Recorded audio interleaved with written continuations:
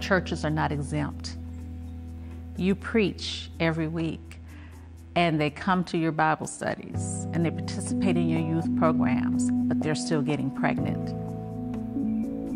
A lot of people don't have the knowledge to understand that it is an issue. Definitely in our level where we're working with the teens, we know that it is, but then again in our community, a lot of people are not aware. A lot of parents are not discussing sex in the home because my daughter's not doing it, my son's not doing it. They are. They're just not telling you, and you're not noticing the signs of it. Look around your own church and see how many children are there that belong to teenage moms, and how many teens were in your youth group that are no longer there because they've had children and don't feel that they can come back. At the age of 15, I became pregnant. And as I share with many people, I wasn't a quote-unquote bad girl. I wasn't a quote-unquote fast girl, but I became pregnant.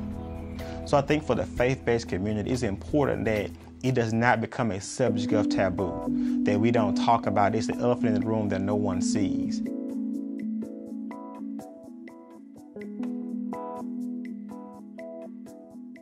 Education can break the cycle of teen pregnancy because a lot of parents are not educating their children about sex. And so the second option should be us, the church. Why? Because they have youth leaders, they have pastors, they have different people within that community that they can go to and talk to. But if we're closed-minded and we're saying, no, we cannot talk about sex with you, then they're going to look for the wrong sources and get the wrong information and end up pregnant or with an STD. Peers are the biggest factor when it comes to a young person choosing whether to have sex because of peer pressure. And then, once again, the bandwagon thing, if my friend's doing it and they haven't gotten any type of disease, nor have they gotten pregnant, then I'll be able to do it and it won't happen to me either. As of now, whether you tell them prevention or not, the decision is in their hands, but if they don't have the education, they will make the wrong decisions. I think as a healthcare professional that faith leaders and faith communities are very important in our teens' lives. We know that teens that engage in 1 hour of some type of faith or spiritual activity a week have decreased risks of these high-risk activities. You might be saying the same thing as their parents, but because you're their youth leader, you are very respected, and all of a sudden what their parents were saying is now validated and they're willing to follow that.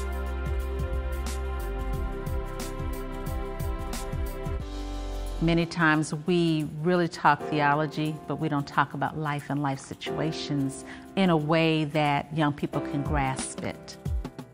I tell my children, even the children I see at church, that your whole life is based on decisions that you make, good or bad. There's a consequence for every decision.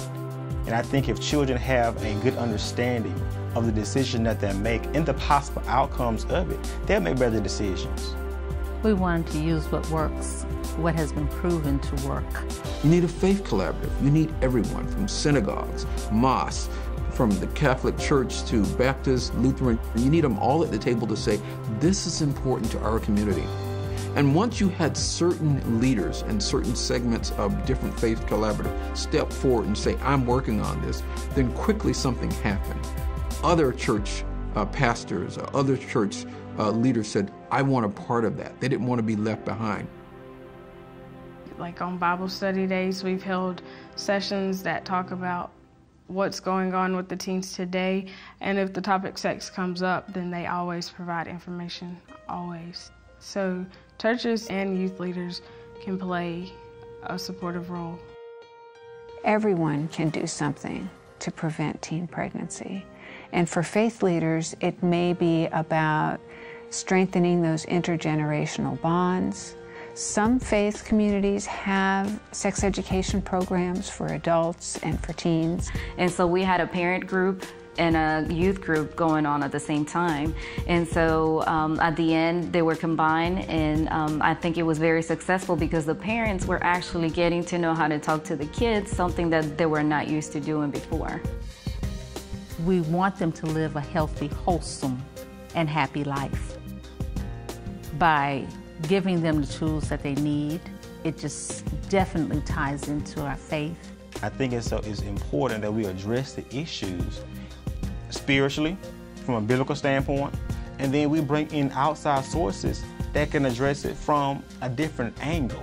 We've been able to partner with many of the churches and faith organizations in the community, and so once those partnerships get started, they're able to spread the word and maybe involve other organizations as well. Churches might tell another church and they come to us and want us to provide a program for them as well.